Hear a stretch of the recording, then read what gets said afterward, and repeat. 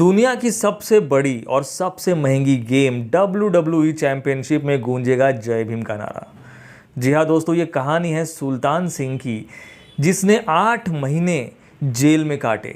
Gangster से एक इंसान रेसलर बन गया और उसका सिलेक्शन होता है WWE चैंपियनशिप में, जो बाबा साहब और रविदास जी का कट्टर फॉलोअर है।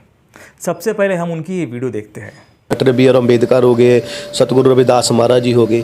मैं वो WWE रिंग में जाके ना मैं उन दोनों का नारा लगाना चाहता हूँ, जय भीम बोलना चाहता हूँ।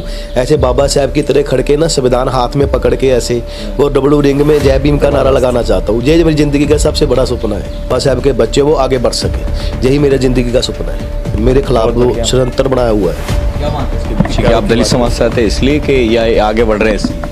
हाँ देखो, दो ही ऑप्शन अच्छी है। देखो, एक तो मैं दलित समाज का हूँ, ठीक, वो गरीबी से उठा हूँ। दूसरा नंबर है कि वो आगे नहीं बढ़ पाएंगे। वो सही बात है, क्योंकि दलित के हमेशा ही अत्याचार होता है। अभी भी मेरे साथ ऐसा ही हो रहा है। मेरे को समाज, मतलब मैं तो हूँ देश का खिलाड़ी हूँ यार, मैं तो फिर भी मेरे को समाज में बांट रहे हैं। अभी ये दलित का है, इसको हम प्रमोट नहीं करेंगे, ऐसा है वैसा है। मतलब बहुत लोग ऐसे हैं, क्योंकि उनको लोगों को बस दलित चुभता है। मैं दलित नहीं हूँ, मैं भीमराव हूँ। मैं बाबा साहब का बच्चा हूँ। बाबा साहब का जो बाबा साहब की सोच भी देश के लिए थी, मेरी भी सोच है वो देश के लिए। हर देश का बच्चा मेरी जैसे ऊपर जाए। सुना दोस्तों आपने, अब WWE चैंपियनशिप में गूंजेगा जय भीम का नारा।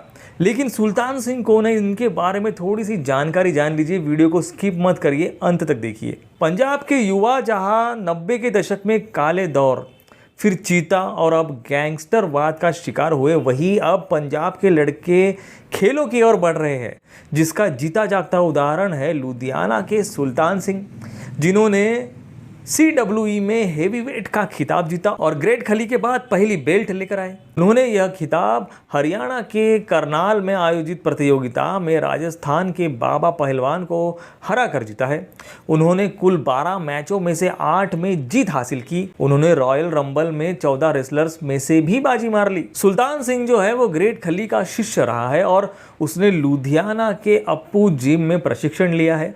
उन्होंने जलंधर खली अकादमी में कुश्ती का प्रशिक्षण प्राप्त किया, जिसके बाद कड़ी मेहनत के दम पर उनका चयन CWE में हो गया।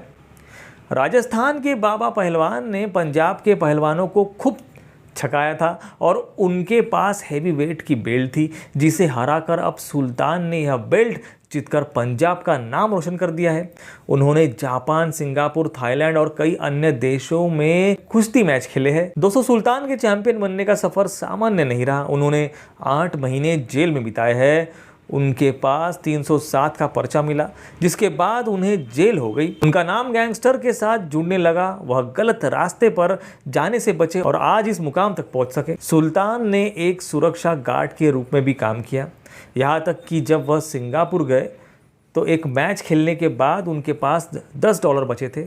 उनके पास घर जाने का किराया भी नहीं था, इसलिए उन्होंने एक होटल में वेटर के रूप में काम करके पैसे कमाए और व्यंजन पकाया। सुल्तान का कहना है कि उन्हें इस चैंपियनशिप को जीतने के लिए कड़ी मेहनत की और कई चोटें झेली। उन्होंने कहा कि मुझे हराने के लिए कई साजिशें हुई। उनके पीछे एक ग्लास ट्यूब लगाकर धोखा दिया गया, जिसके बाद उनकी पीठ में गोली मार दी गई और कोच को चोट लग गई। अब भी उसके निशान मौजूद हैं।